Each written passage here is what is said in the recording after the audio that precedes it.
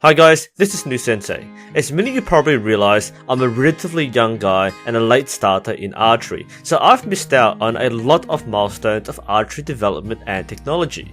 Today, I'm working with this bow, a Bear Minuteman.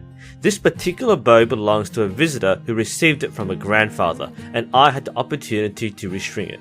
The Bear Minuteman is a bow first introduced in 1974. According to Bear Archery Traditional Bows, A Chronological History by George L. Coppen, the Minuteman was intended to be an economical tournament and hunting bow. The riser was made from magnesium alloy, and the color reflected the riser length. Red, white or blue for a 66-inch bow, and little delta green for a 60-inch bow.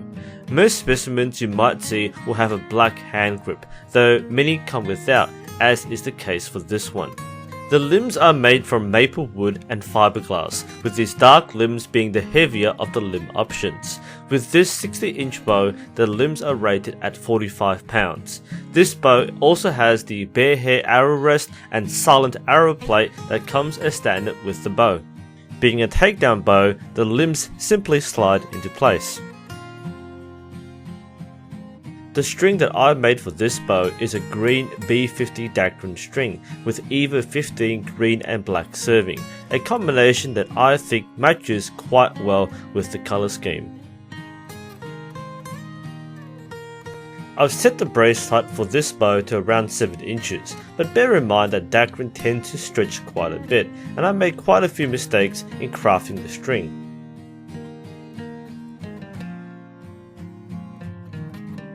Enough show and tell, let's give this vintage bow a few shots. Do remember, for what it's worth, that I'm not a traditional bear bow shooter, and I'm just enjoying a piece of history.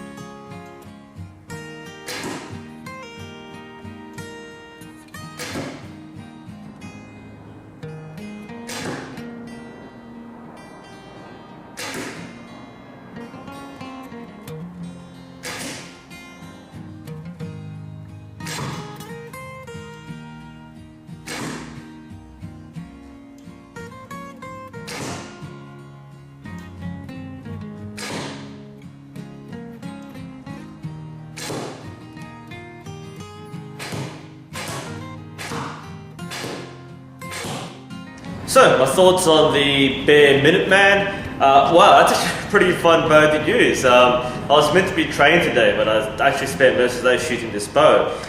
It's actually very delightful to shoot.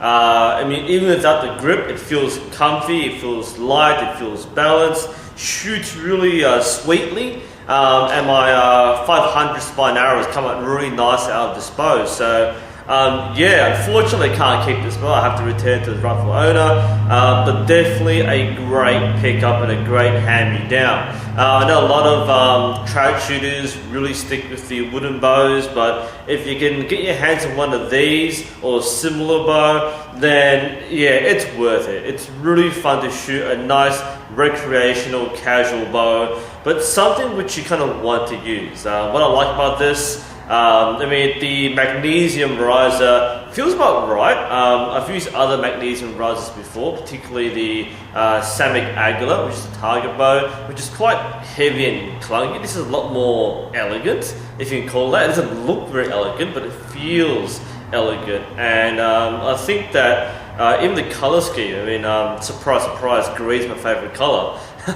I think it's very appealing to use. So yes, I do like this bow. I'm not yet a convert to bare bow trout shooting, but considering I spent the last like 3 hours shooting this, I'd say I could be persuaded with a bit more practice. But I guess the other thing is, it's great to see how far we've got in archery. I mean, this was cutting edge back in the 1970s, and we've gone from this to this. And, you know, so some of my age, you know, I'm a fairly young guy. I grew up with these bows. This is, to me, it's vintage, and it feels wonderful to use these bows.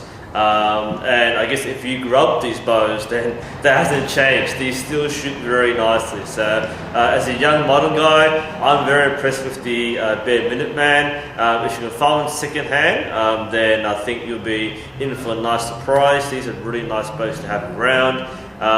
And yeah, hope you enjoyed this video, guys. This is NUSensei. I'll see you next time.